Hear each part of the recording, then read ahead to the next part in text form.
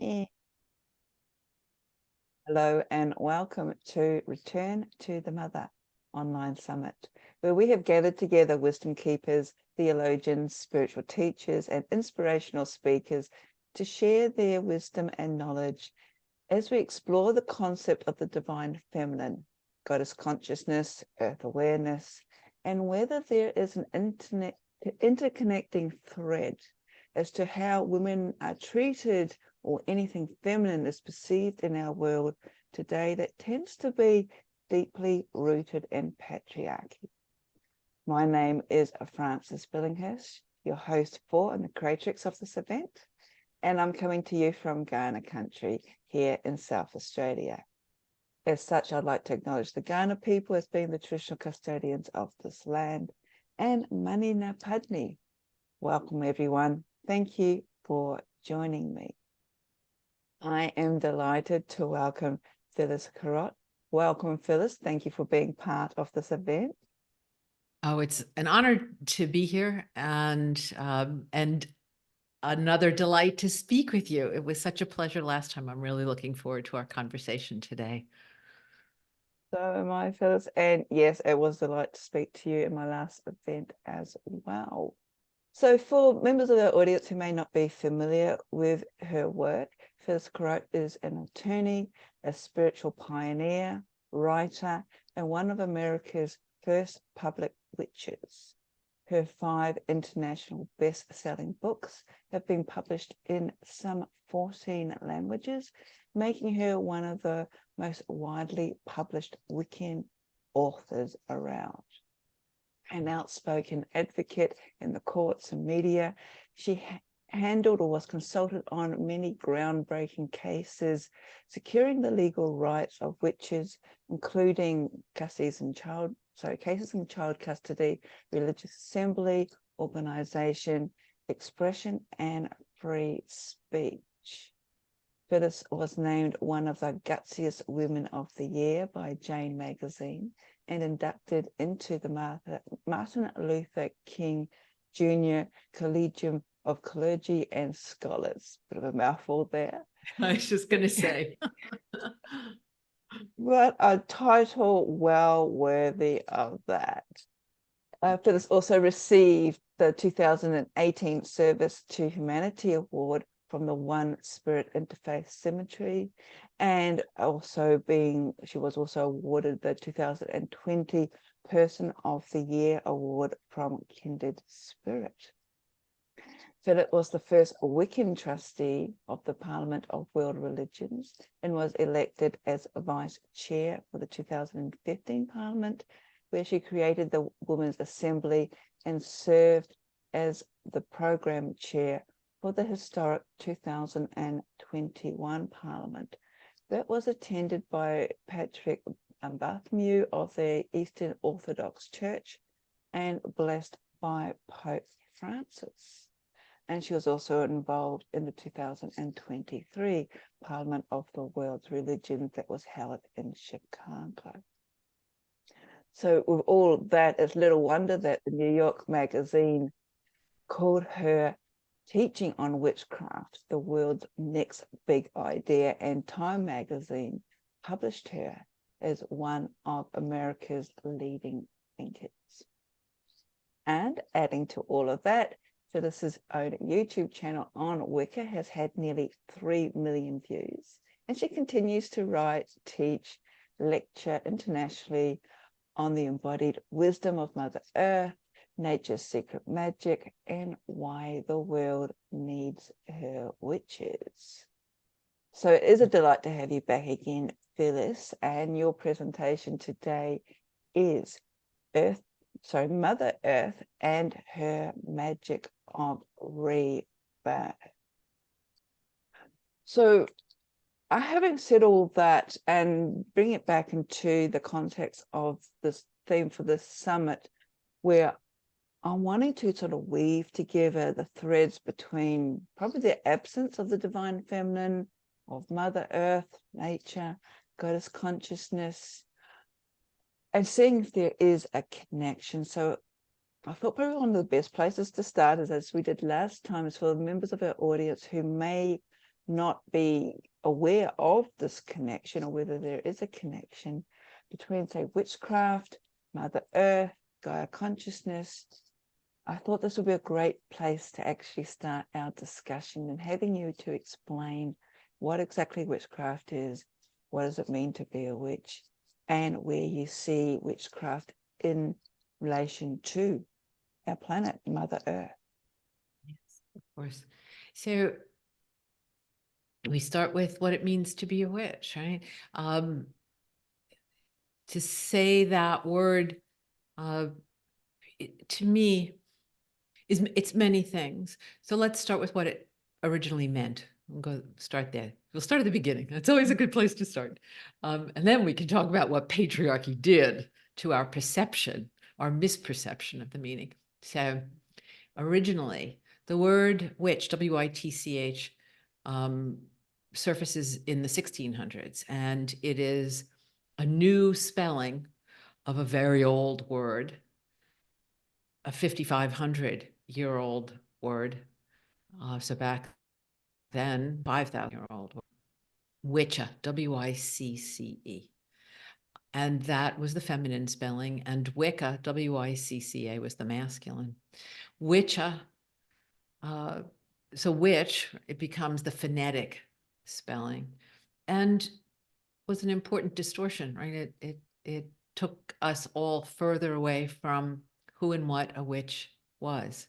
And it was sort of the coup de grace in the mid 1600s, when the witch craze had pretty much fulfilled its purpose of destroying the old religion. So to be a witcher was to be a wise one. The word literally means wise one, a seer of the sacred. When you're talking about 5,000, 5,500 years ago, essentially you're talking about shamanism. You're talking about the indigenous wisdom tradition of our European ancestors. And in fact, as I discovered it and made use of the tools and techniques, although so much of the practice and its wisdom had been lost, largely through the witch persecutions that began late 1300s and continued onward until the mid 1800s, when they were still hanging the shamans in Finland, the Sami shamans, some of the last remaining practitioners of the old religion. The wisdom remains available to us. We've lost a tremendous amount, and yet we still have the same teacher. We have Mother Earth, and we have many of the same practices. And like other indigenous wisdom traditions that have been savaged, tragically, by late Western culture, many of the practices remain, the sacred sites remain, the standing stones remain, and these essential tools and techniques remain that enable us to open our hearts and open our minds and take off the blindfold that's been tied on by history and by habit, and see, as our ancestors did 5,000 years ago, 4,000 years ago, 3,000, up until 500 years ago, to see that the world that we live in is an embodiment of the sacred.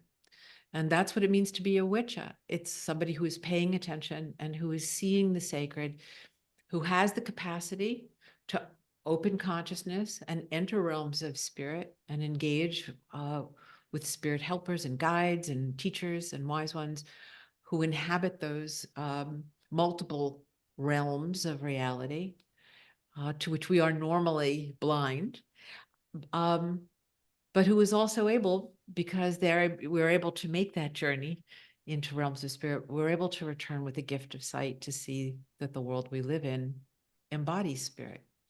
It's rather like Einstein, right? So what is light? Is it energy, right? Is it a wave or a particle? And the answer is yes. What is the divine? Is it energy or embodiment? The answer is yes. And unfortunately, we have lost that wisdom. It's an indigenous wisdom.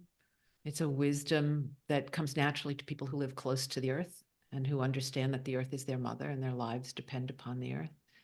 And as we developed our analytical minds and our patriarchal cultures and our pseudosciences and our technologies that moved us further and further away from that intimate, maternal, blessed relationship with Mother Earth, we become more and more deluded. So to be a witch is to be a wise one, to know how to take off the blindfold and to rediscover that the world itself is our mother and that she is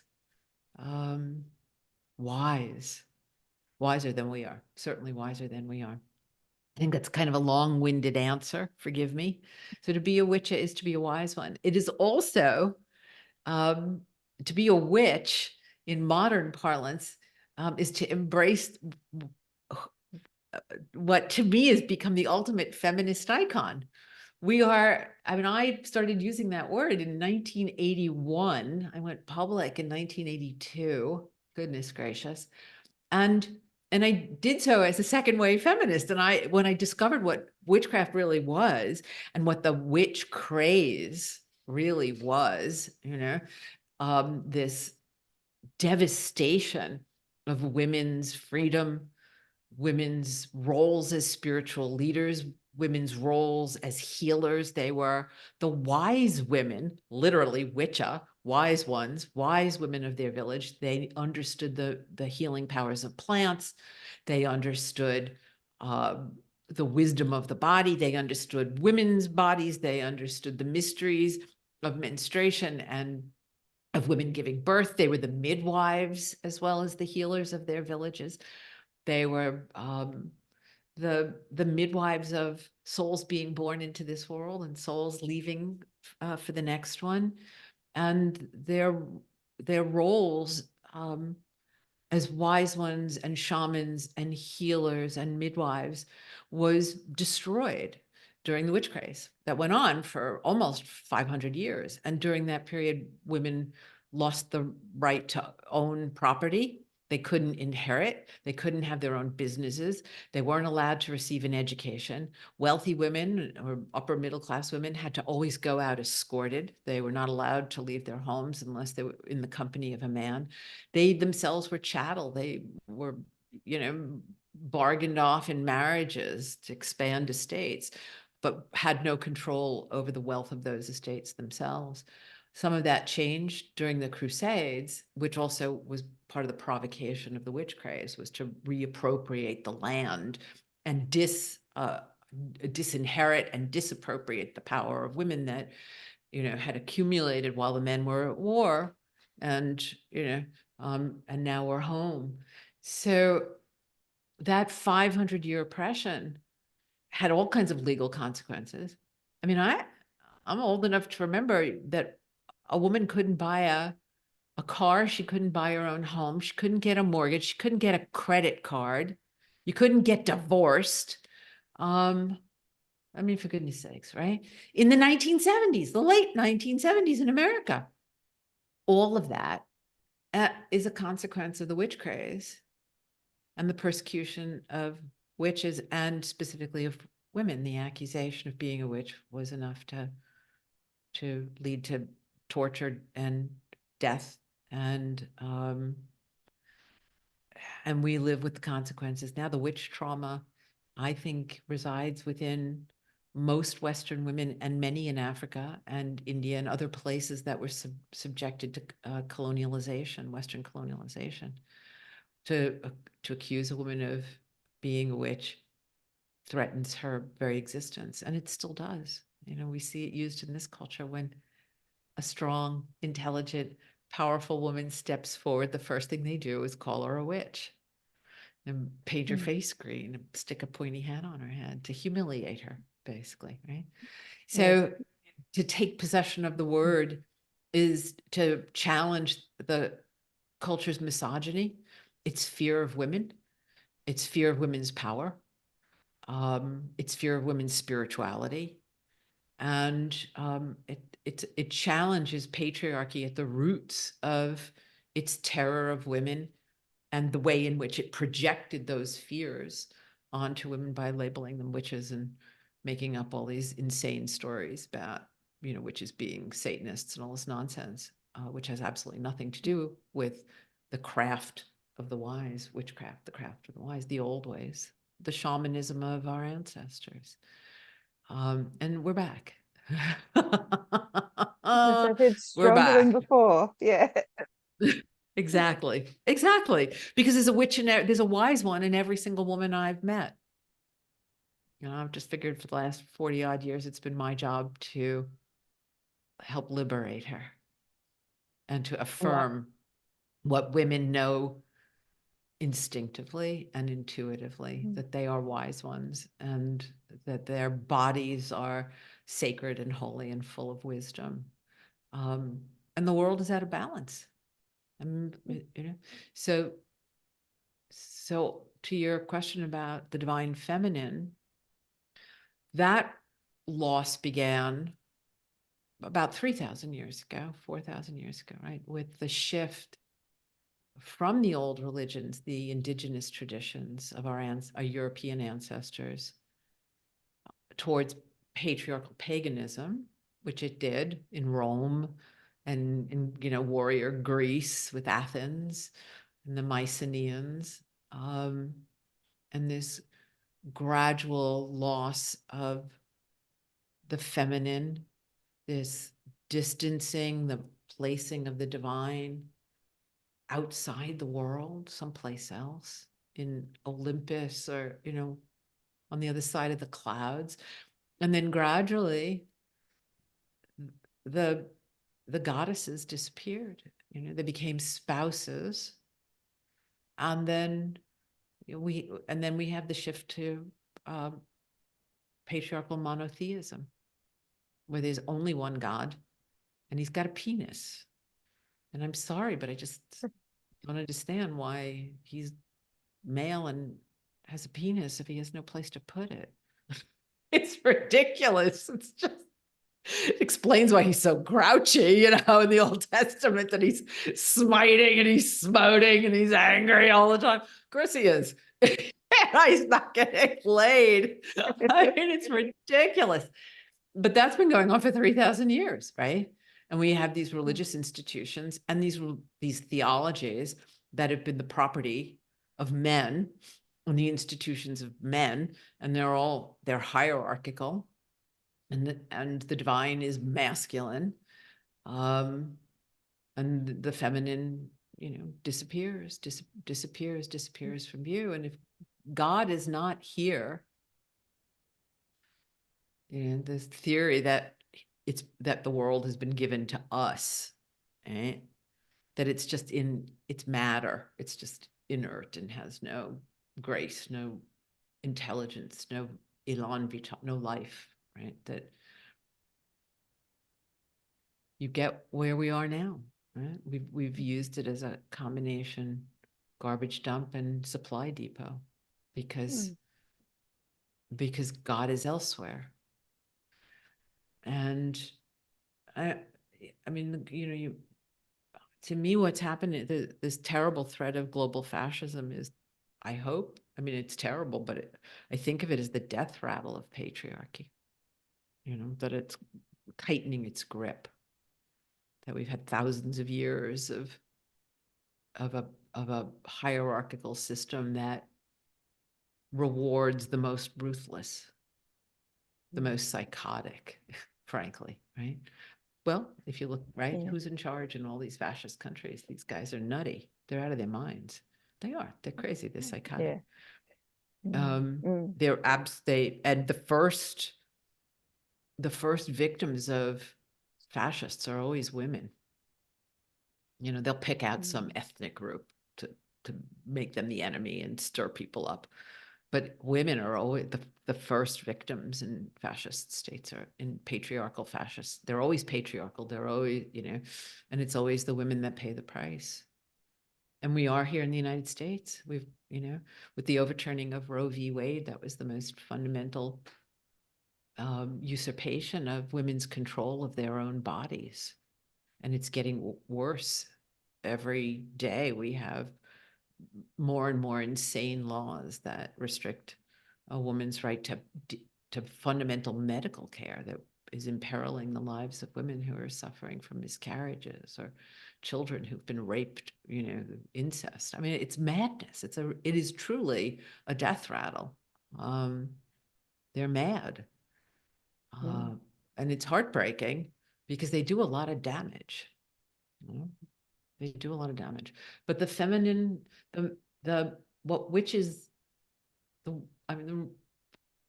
know is the magic of Mother Earth. It's the magic of rebirth.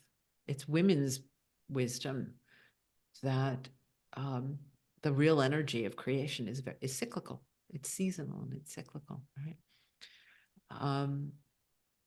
And things are changing. I don't think that women are going to tolerate the destruction of our planet, let alone the destruction of our own rights. So the world needs women to recognize that they are wise ones. The world needs her witches. Our sense of the sacred, our recognition that women are spiritual wise ones with gifts that are necessary to reestablish the balance that's been lost. And for us to embody the return of the divine feminine. Yeah, yes. It's almost like the Greek myth of Persephone. And so she's sort of like in the underworld, but she's preparing herself for her reemergence again. And we have seen sparks of it, because while you were talking, what comes to light is like the Me Too movement was a huge movement. But it's like we need to have more of that. And this is what's been, got me thinking, especially in order of preparation for the summit, or the theme for the summit is like, is there a connection of, you mentioned that patriarchy has put the divine high on a mountain or high on the clouds. It's really separated the divine from us here on earth. So we've lost that disconnection. Yet, as you've also reminded us, within women, there's a innate sort of connection with Mother Earth.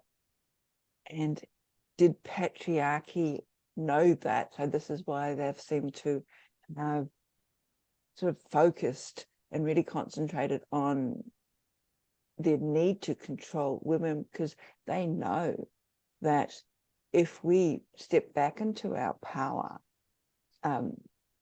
just how powerful we are, yet they're seeing the power through their lens of how they see power, not through a woman's power, which is completely different. And this, I think, is the difference between patriarchy and matriarchy.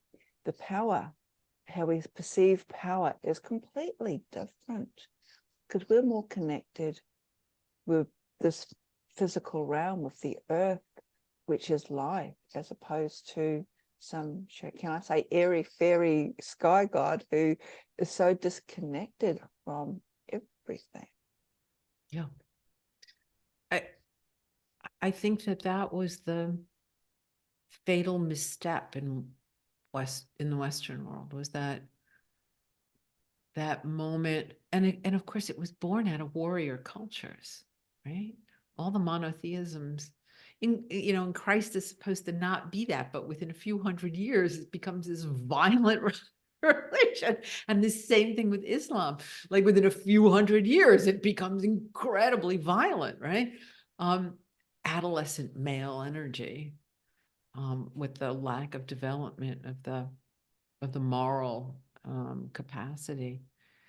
The moment that we sent the divine into heaven, made it male and sent it away, and looked at the earth and said, right, that God, it's in the Bible, right, that God gave man dominion over the earth and all living things.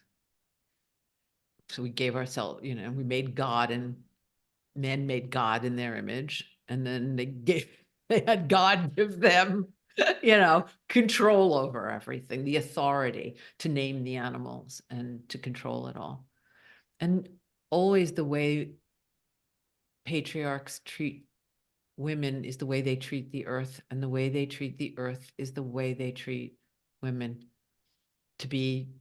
because they're frightened of what they don't understand, because they're frightened of what they can't control.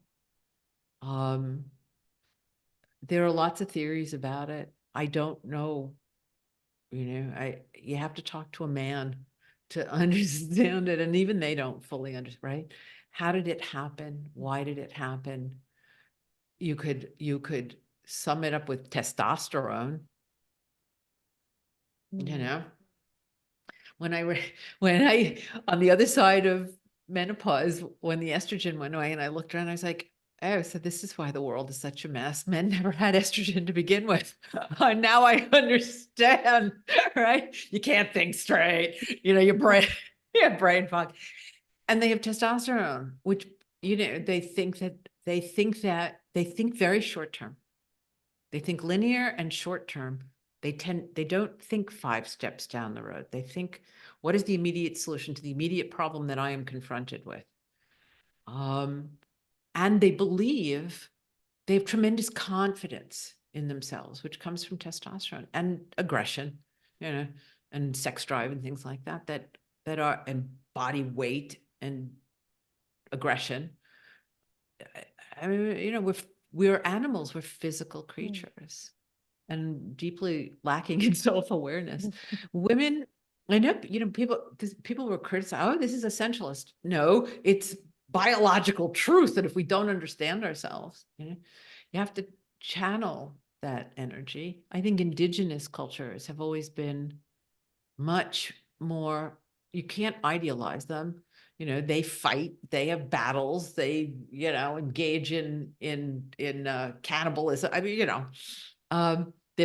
plenty of them are plenty patriarchal, but they were not quite as insane as the Western model. There's always been a feminine counterpoint, a counterbalance. And I truly think it's that intimacy with the earth, that close proximity, the recognition of dependence upon the earth, the recognition of the blessings that she bestows, and her capacity to give birth, and Persephone returning to life every year, right? And our utter dependence upon her. Everything, the air we breathe and the water we drink and the food we eat and the shelters that we place around ourselves. There is no part of us that is not a part of her. There's no part of us that can exist without her. And we are her children. I think that recognition is humbling.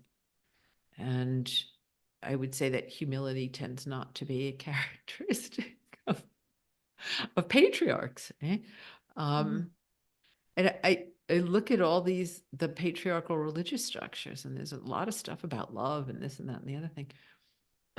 But the things that they struggle to achieve come as second nature to women, I think, because of our capacities are natural. Whether we choose to have children or not is secondary to our capacity to do so. And that capacity makes us think 3 or 4 or 5 steps down the road. It makes us think about those who are in relationship to us and their well-being. We are more humble, because of our estrogen. We tend to second guess ourselves all the time as women. That's getting better now culturally, but right? Women tend to be like, I'm not so sure, I don't know. There is a gentleness and a humility, which I think disposes us to be very good as spiritual beings and as wise ones. We don't need to create restrictive religious structures, and we don't need a priestly caste. We need teachers to show us how to I mean, to me, what a witch is a wise one who shows you how to use these ancient tools and techniques to open your heart and your mind so that you can have the experience of the divine in whatever form it's meant to come to you, masculine or feminine. But of course, women are most able to recognize the divine feminine.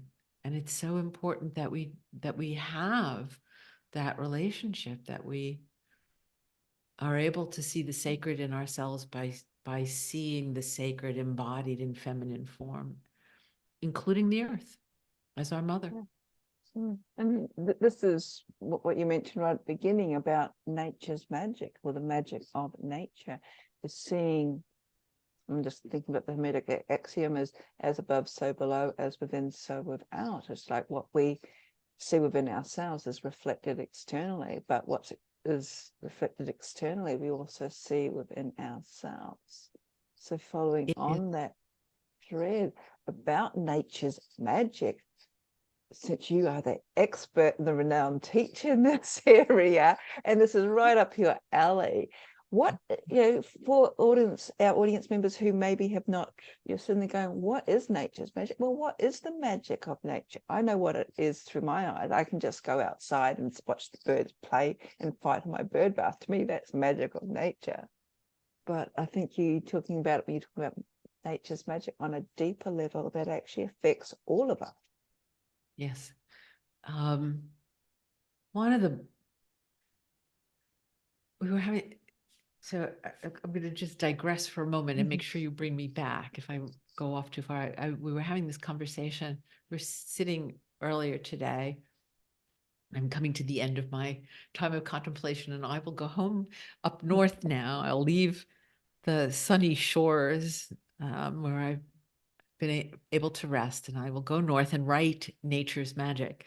But I was sitting there and I was marveling at how, because I was anticipating our conversation, how these patriarchal religions have compressed the divine into such a tiny metaphor, into he and him and his and God's son and God, just so small, when in fact the sacred is everywhere. It's embodied by everything, literally every grain of sand, the terns that were rushing as the waves receded and they rushed to the edge of the water, and then they rushed away as the waves came in, and then they rushed back, and how intimate their relationship is with the ocean, right? And then overhead, there was an osprey that was circling, right? We were seated right by these thermals, and this osprey was diving into the ocean and pulled out a fish and went by me. I mean, right. My husband turned to me and said, "That's because it's you sitting here." Went right over my head, like 4 feet away from me. It was, and then the crows came, and they were all, and I just thought, it's all so holy and sublime. And the divine is completely present in this moment, in this place.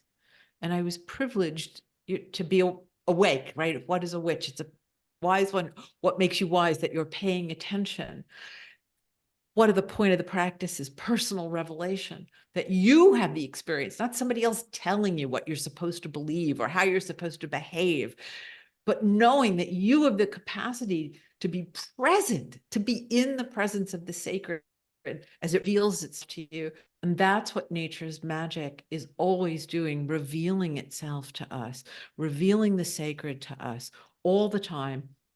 And when we look really carefully, we will see the thing that's most precious. It's magic that we have completely forgotten. And everything in creation knows it and lives according to it, except us, because we are so enamored of our rational minds and our patriarchal structures that we've created out of them. The nature's magic, turns out it was shown to me in an epiphany at the end of the use of many practices and techniques in a long journey as a witcher, and then was confirmed for me by a biologist by the name of Janine Benrus. So science confirmed my epiphany, which made me very happy because I love it when they line up. And she called it nature's secret magic, at which point my entire being started vibrating because I had been calling it nature's magic. And she described in slightly more biological terms what Mother Earth said to me and shared with me. And that is this organizing principle at the heart of creation, of this world in which we are privileged to live and participate. And all living things, when taking good care of themselves, as they instinctively know how to do, because it's encoded in their DNA. It's encoded in the DNA of my little Foxy, my Cairn Terrier, to chase moles and squirrels and dig up, when they're burying underground, and chase the rabbits and the squirrels. She has her job. She has her job. And then the squirrels have theirs, and the moles have theirs, and the grass has its, and the trees have theirs, and the butterflies and the bees and the little crazy little bugs that are basically turning old life into all the constituent parts to make new life, to help Mother Earth practice her magic. That all living things have a blueprint within them of how to be a terrier, how to be a tree, how to be a cactus. My terrier will never act like a cat. She will not. She is it, right? The cat will never act like a terrier. Cat knows how to be cat. Dog knows how to be dog. Tree knows how to be oak tree. Will never turn into a stalk of wheat. They know what to do, how to live in order to be healthy and happy. Happy too. How to live well. How to live well, healthy, happy lives. And the magical part of this,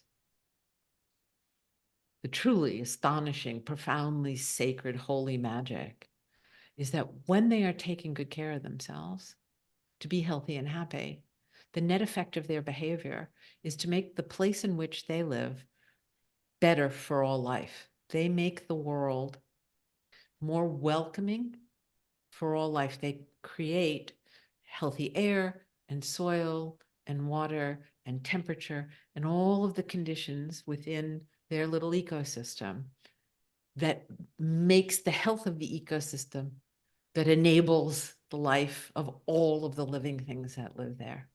Nature's magic. That's the operating principle at the heart of creation.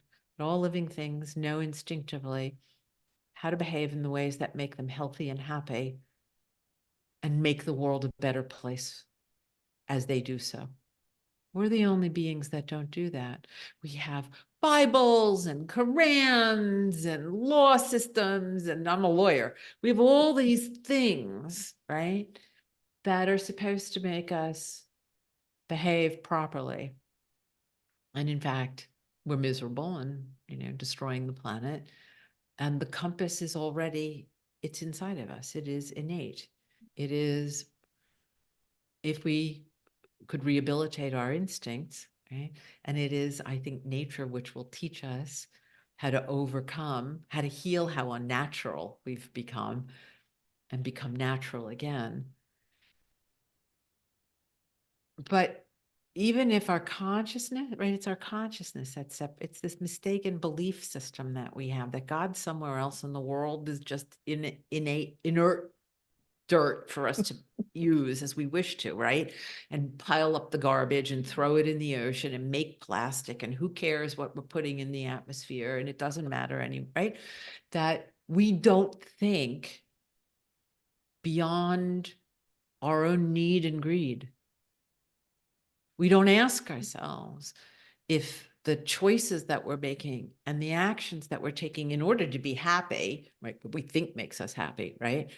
And what we think makes us healthy, the fast car and, the bigger house and the biggest yacht and whatever, and the golden toilets, whether all those things are truly making us healthy, truly making us happy. And most importantly, we never ask, is it making the world a better living things? Mm. Mm. It's a Yeah, moral compass as well as an organizational compass. It's extraordinary. And it's the simplest question in the world. We never ask it. And so we certainly don't answer it, but we have to ask it. And we have to answer it properly or the planet won't survive. Are we living in ways that make us healthy and happy and that make the world a better place for our having been here?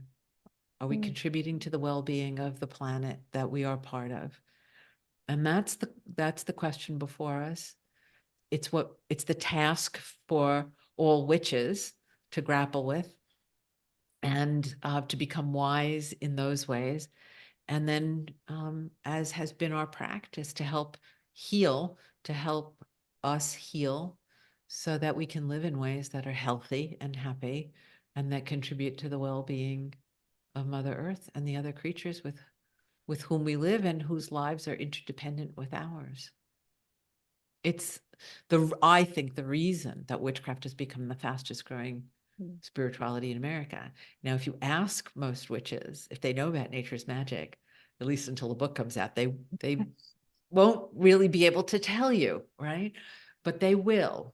And they instinctively know that the earth is our mother and has to be treated with reverence and care and respect. And that process of becoming wise again is the thing that will be the difference between a dark future and one that is reborn, where life returns to this planet. And that's the job of women. The Yes, and I Persephone think story is the story of women, right? Of all of us, that we have all been abducted into the underworld, and it's time for our return. And when we return, when she steps out of the underworld, she becomes Demeter. She's carrying new life in her arms, right? The plant life returns. She is herself like a plant, right? She emerges from the earth bearing new life, and the magic begins. So that's our job. And and I we're think we're designed for it. and I think there is a danger too, just listening to what you were saying, that even as witches too, as we are remerging, as we are sort of like coming back and reconnecting, that we are doing that knowing our sort of place, our connection with Mother Earth, and not falling into the, shall we say, the patriarchal sort of glaze where we've got to have more. And this is something that I do see in some areas. We still are in a very sort of instant society. Everything is still plastic. As long as someone shows a pentacle on something, oh, I must have that sort of attitude. And it's just like, no, we've got to, it's almost like come back and think a little bit clearly, because if you said we've had like 3,000 years of patriarchy to sort of glaze over us, we've got to sort of break that way of thinking as well and take responsibility. And as you said, come back and say, okay, that tray has a pentacle on it that's made out of plastic. That's not good for Mother Earth. I can go down and repurpose a tray. Do I really need a tray? Can Mother Earth give me a tray? Or, can I put my items on Mother Earth? So it's coming back and reshaping our minds too, in a more sort of earth conscious, more in alignment with Mother Nature as well, which is really Absolutely true. And I mean, we have to be kind to ourselves because we're so enmeshed in this culture of global consumption. I spent this is quite a number of years ago, went to visit some friends, traditional Hopi, and an elder who was Navajo, and I was out there for a while, and it was amusing. I went to visit, and then they're like, "Come, we want to show you." And we went down from the village on the mesa, which was ancient, this is old traditional ways of living. They could not wait to get out of the village and get down into the cornfields. And I thought, oh, this is just like all the New Yorkers, who just can't wait to get out of the city and get to the seashore, right? Get to the New Jersey shore, right? It's like they couldn't wait to get out of town and get down into the cornfields. It's a human thing. We build these little urban communities, and then we want to get to nature.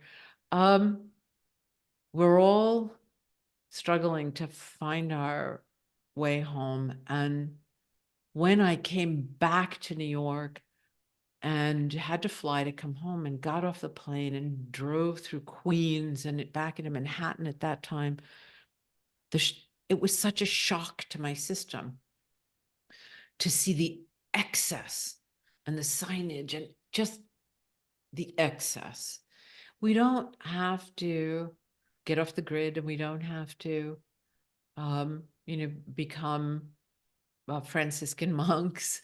And we do have to be kind to ourselves, because we are so enmeshed in a consumer culture.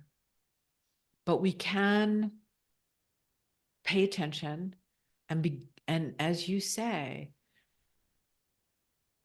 to be wise and to look carefully and to ask ourselves, is this necessary? Right? Do I need it? Does it make the world a better place? Right? If I acquire it? Is there an alternative? Is there another way I can do this? If I can buy fruit that is not wrapped in plastic, right? If I'm sitting talking to you, I'm wearing this fabulous bright pink shirt, right? It's used. Right? I do a lot of thrift shopping. I love clothes. I love fashion. I adore it. It's also one of the major polluters on the planet. So, okay, so let's buy something, reduce, reuse, recycle. When we make these small and personal choices, they add up. They add up. And by paying attention and asking ourselves, is this contributing to my health? Is it contributing to my happiness? Does it give me joy? And is it making the world a better place? We have a guidance system. We have a compass that we can begin to ask the right question and give the right answer. And we can begin to change our choices and our actions. And it adds up. It adds up. It's innate. I think the instinct for survival is powerful, and our survival depends upon our changing, and our changing requires the return of the divine feminine, the return of women, the return of women's divinity, of women being honored in the full measure of their beings, including their autonomy over their beings. Without us, without our wisdom, without our freedom to assert our wisdom, the world will not survive. We're out of balance, and dangerously so.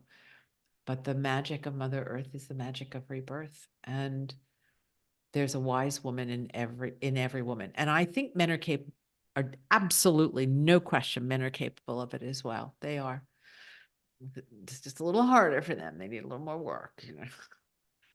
That was going to be my next question, because the witchcraft and the goddess movement tends to be very sort of focused on women reclaiming their power. And it's just like, okay, we have been sort of representing the oppressed, half of the population.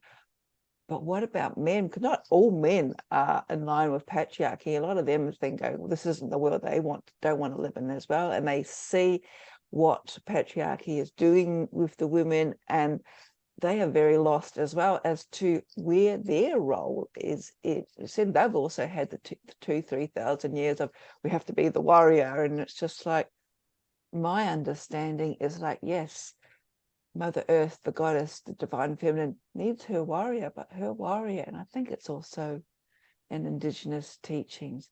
Her warrior protects her man or her woman, and that's the role of the man, is to protect Mother Earth from the atrocities that is happening to it, to protect the women from the atrocities happening to her. So with all your wisdom, what ways are you able to offer any suggestions how more men can get involved? Do more men need to stand up and overturn the decision of Roe versus Wade, which was how can men get more involved in this need? Can men be witches? Oh, they are. And I mean, the word Wicca now refers to the sort of the modern movement that started in England to sort of rebirth the old, the craft of the wise. And it was, in fact, it was started by Gerald Gardner, who was a man. With him was Doreen Valiente, the priestess who worked with him. It was a partnership model. And ultimately, I think that's one of the great blessings of all Indigenous traditions, including the craft of the wise, the La Vecchia Religione in Italian, the old shamanism, the indigenous wisdom of our ancestors, so much like the indigenous wisdom of other indigenous peoples around the globe, that you cannot have one without the other, that you require both in balance, that you need the masculine as well as the feminine, and that when they are together, the bond that holds them together is love. And so that instinct, that masculine instinct towards warriorship is exactly as you said, it's protection. It's not violation or imperialism, it's protection. The competitive stuff, but in some Indian culture, Native American culture, they say Indian as well. Counting coup was that you would embarrass your enemy, that you would smack him or take his horse or demonstrate your right. There's a competitive streak there. Women can be competitive too, but men have it in spades. So you channel that, right? And one of the ways that it's healthy in the channeling is to the protection of the earth, to the protection of women, to being a protector, to being a green man. A servant of Mother Earth. Whenever she is present, he is present with her. And the old models, the pre-Christian models, all over Europe, throughout the Fertile Crescent, into Africa, over into India, and there's so much overlap. There's tons of overlap through that whole area, and mutual influencing and trade. The old models all had partnerships between the masculine and the feminine, between the divine masculine and the divine feminine, between God and goddess.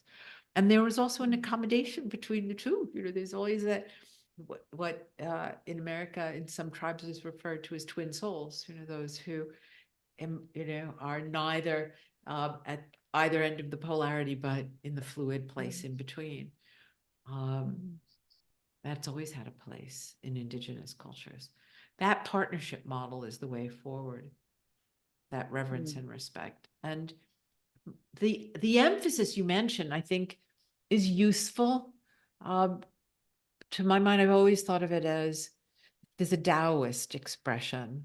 There's a lot of similarities, I think, in contemporary witchcraft and Taoism, in fact. And people tend to think of it, they think of it in patriarchal terms, that witchcraft and magic is about casting spells and having power over things. And it's like, no, that's the patriarchal notion of what it is. In fact, it is an earth religion. It is about living in harmony with the earth. It is about reverence and humility and respect and communion. And one of the lovely things in Taoism, these similarities that you find across the globe, an expression that if a tree has always grown bent to the right and you wish it to grow straight, for a time you bend it to the left. Then when you release it, it will grow straight. And that's what I think of in terms of the importance of the divine feminine now, and the emphasis on the divine feminine, and the importance of elevating women's roles as spiritual teachers, of goddess spirituality, of women as priestesses, and not just as a term that they throw out, oh, I'm a priestess, but as a title that they have earned through hard work and training that honors the women who were, and who trained for years and who tended the temples and whose lives were devoted to it. That we need an emphasis on the divine feminine and on the roles of women as spiritual leaders and as embodiments of the divine feminine, because we have spent 5,000 years without her. Yeah, and it's definitely a void, and I think we've really seen the result of that void of her being. I don't think she's gone. She's just failed or hidden away. She's coming back, and it's quite interesting with all the archaeological sort of discoveries. They're finding more and more goddess statues or images which are definitely feminine. So it's like little hints that she is returning. Persephone is coming back to the land, and need time. But unfortunately, Phyllis, we're only halfway through the discussion that I wanted to have with you, but we're running out of time. I wanted to speak with some of your written work, and I think you dropped a little hint earlier when we were talking about nature's magic that I just wanted to show you. I have a copy of your first book that came out, and I was looking at it to 1990. I think mine's 99. I think it came out in America in 98. So that's 20 odd years ago. We're both feeling a little bit more mature. But you dropped a hint that I think I picked up on, that you have a new offering coming out at some stage you've been screwing away on. Would you like to talk about that? Are you able to talk about that? Well, you don't like to talk to, we just got the tarot deck came out, and then the spells for living well, which really puts nature's magic into practice in the sort of reconception of what a spell is and how to go about casting it. And it works with all of the elements and the seasons and the lunar rhythms. And I've just got all these wonderful spells. But the next project that I am now working on is Nature's Magic. And there's a teaching program that will go with it, which are basically 5 essential practices that were shared with me that pulled me out of the deep depression I was in when I realized how dangerously close we have brought ourselves to extinction. And the plants, the trees, in particular the apple trees, laughed and taught me how to breathe again. And so there's a teaching program that I'm hoping to start this summer with these sort of 4 essential elemental practices of working with air and fire and water and earth, and connecting oneself with them in the simplest and most magical and powerful and intimate ways that really enable you to experience how intimately enmeshed we are in a web of life that is indeed organized to sustain our health and our happiness, and to help us find the thing that gives us joy in doing, and to contribute through the way that we live our lives to the well-being of the planet. And it's not hard. It's right there. And then, of course, to teach people how to journey shamanically, which is a practice that our indigenous ancestors used. And you were talking about men. It's such an accessible and easy technique, and it just opens your consciousness almost instantaneously to the presence of spirit, and enables you then to experience that spirit embodied by creation in the air and the fire and the water and the earth and all the creatures that share this planet with us, and to start living in a truly magical way. That's the next thing I'm working on. I'm teaching. I'm doing a class with the Shift Network at the end of the year on the shamanic roots, basically, of contemporary witchcraft. And men like that. They like practices that they can use in that work. And that's one of the wonderful things I think about shamanic work, and particularly about journeying, is that it's accessible to anyone. and you can learn it very quickly and put it to use right away. And it changes your point of view and it changes how you live. Yeah, so hopefully I'll have an announcement of publication, hopefully, perhaps next year, I hope. Fingers crossed if I start to work a little bit harder. And until then, I'll just keep teaching. I'm teaching on my Patreon circle, and I'm teaching every month, and it's been wonderful. It's wonderful to see Persephone emerging from the underworld. It's wonderful to see the green man emerging from the underworld. These are dark and difficult times, and people need to know, and to know in their bones, in their heart, in their guts. They need to feel how deeply they are loved and cared for by this planet, which is our mother, and how truly she wants us to not just survive, but to thrive and to come home. And she's giving us everything we need to know to find our way home. And so that's my work, is to help people find the path and walk it and get home in time. Get home in time for dinner. Oh, that's wonderful, Phyllis. And just wanted, before we need to wrap up, just wanted to say your course that you're working on sounds ideal for a world that's an overload, of it being simplistic and bringing everything back to what really matters.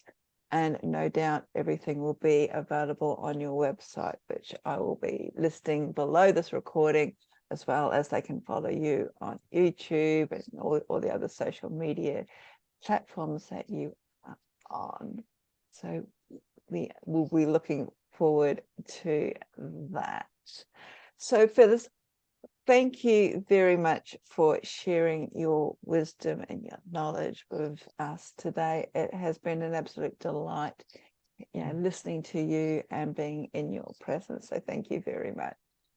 I reciprocate wholeheartedly, and I thank you for your patience in letting me go on, and your audience. And I cannot wait for this whole conference to be ready and available. And I will let people know, because you do the most wonderful work and gather the most remarkable people. And the first thing that the magic of doing that changes, the first thing magic changes is each of us. So I thank you for contributing your magic and making the world a better place, because you're here.